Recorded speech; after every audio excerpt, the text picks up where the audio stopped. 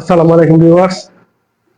আমি আপনাদের সাথে যে বিষয়টা আলোচনা করতে যাচ্ছি সেটা হচ্ছে আমরা যারা কোভিড-19 সময় অনার্স মাস্টার্স পাস করেছিলাম তাদের এজটা কিন্তু অ্যারাউন্ড চলে যাচ্ছে।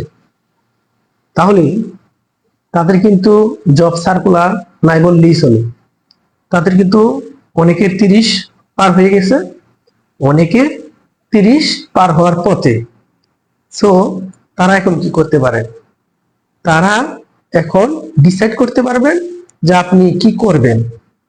সো আমার কাছে সাজেশন হচ্ছে, যাদের এজটা প্রায় শেষের দিকে, চাকরি দেশে হচ্ছে না বা হবে না, তারা ইনস্ট্যান্টলি চিন্তা করে যে আপনি বাইরে গিয়া কিভাবে সেটেল হতে পারেন।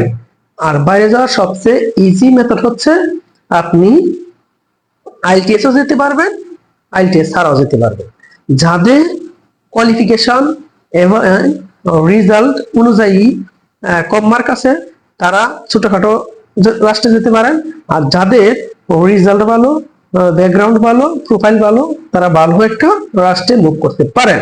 বাট আপনি যদি দেশে এই মুহূর্তে জবের জন্য ওয়েট করেন তাহলে আপনার এজটা চলে যাবে।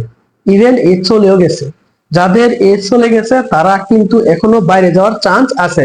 আর কেউ যদি বাইরে আহ, যেতে চান তাহলে এই বছরই আপনাদের জন্য সুবর্ণ সুযোগ। তাহলে আজ এই পর্যন্তই। আসসালামু আলাইকুম।